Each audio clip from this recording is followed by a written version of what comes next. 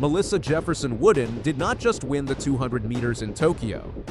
She finished a sprint double no American woman had ever completed at a World Championships. 16 years after Allyson Felix last won World 200-meter gold for the United States, Melissa took it back in 21.68, and the final was messier than the result looked. Melissa Jefferson Wooden arrived at the Tokyo 200-meter final with history already in her hands. Earlier in the championships, she had won the 100 meters in 10.61, a championship record and the fourth fastest women's 100-meter time ever. That alone could have made her meet a success, but the 200 meters changed the scale. No American woman had ever won the 100 and 200 at the same World Championships. Allyson Felix had been the last American woman to win the World 200-meter title, back in 2009. Since then, the event had moved through Jamaican power, British breakthroughs, and new American hopes that did not quite finish the job. In Tokyo, Melissa finished it.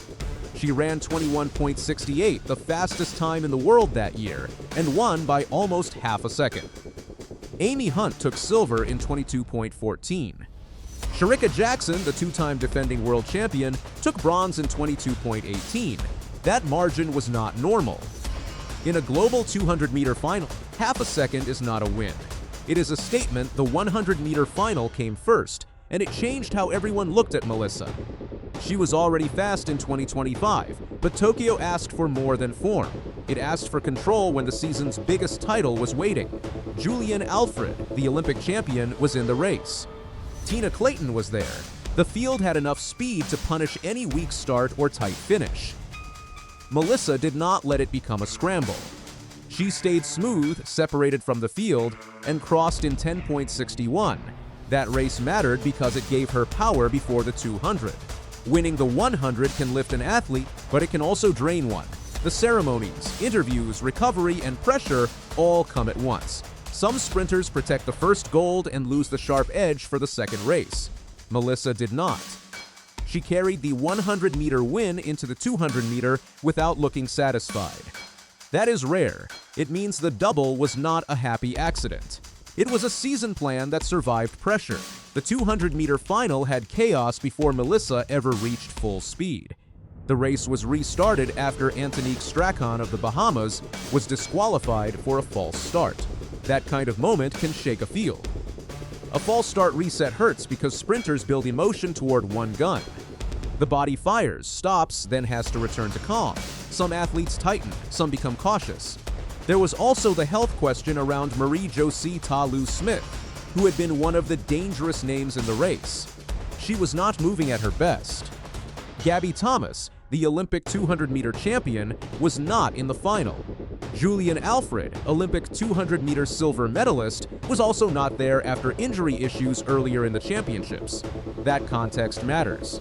The field was not perfect, but it was still a world final with Jackson, Hunt, Dina Asher-Smith, Anavia Battle, and other serious sprinters. Melissa did not simply benefit from chaos. She stayed cleaner than the chaos. Melissa's 200-meter win was built on control, not panic. Her reaction time was 0.170, not the fastest in the race. That means the gold was not won by jumping everyone at the gun. It was won by how she built speed and held it. On the bend, she ran like a sprinter who trusted the whole race. She did not force every step. She stayed balanced and let the speed rise. That matters in the 200, because the curve can make athletes press too hard. If the shoulders tighten there, the straight becomes painful. When Melissa came off the bend, the race was basically turning into her race. Hunt was chasing. Jackson was trying to use her old 200-meter power, but Melissa had the cleanest rhythm. Her arms stayed sharp, her face stayed calm, then the gap opened. By the final 50 meters, it was no longer about who could catch her. It was about how fast the clock would stop. 21.68 answered that Shericka Jackson's presence made the win feel heavier. Jackson is not just a former champion. She is the second fastest woman in 200-meter history with 21.41. She had won the 22 and 23 world titles and had made the event feel like her territory. That is why beating Jackson in a world final matters, even when Jackson was not at her absolute best. The name still carries weight. The lane still carries memory. Every woman in that race knew what Jackson had done before. Melissa did not run scared of the champion. She ran like the new standard. That is the shift. Before Tokyo, people could still frame her as a 100-meter star trying to prove the 200. After Tokyo, that frame was gone. She had beaten the defending champion, run 21.68, and completed the sprint double. There was no way to call it a side quest anymore. The 200-meter had become part of who she was. Tokyo did not come from nowhere. Melissa had been building all year. At the U.S. Championships, she won the 100-meter in 10.65 and the 200-meter in 21.84. That already showed double power. Before that, she had beaten big names across the season and kept cutting time. She was not the same athlete who finished last in the 22 World 100-meter final. She had become stronger, calmer, and more complete. Her 2024 Olympic bronze in the 100-meter also mattered. It gave her a major individual medal without giving her the top prize. That kind of result can sharpen an athlete. It proves you are close, but it also leaves a hunger that does not go away. In 2025, she looked like someone who had turned that hunger into discipline. Her start improved. Her 200-meter became more serious. Her finish stayed dangerous. By the time Tokyo came, the double was no longer a dream. It was a real target hiding in plain sight. Another detail made the rise sharper. Early in her career, Melissa was known mainly as a 100-meter runner. The 200-meter was the event people still questioned. She had to prove she could handle the bend, hold speed longer, and recover through rounds without losing her best weapon in the straight. By Tokyo, that doubt was gone. The 21.68 did not look like a sprinter surviving a second event. It looked like a sprinter who had finally made both events part of one identity, and that made the double feel fully earned. The honest view is important.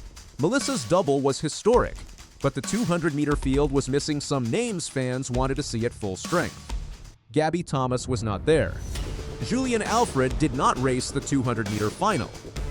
Talu Smith was not at her best. Jackson was not in 21.4 shape. That does erase the achievement. Championships are won by the athletes who make the final, stay healthy, handle the rounds, and deliver on the night.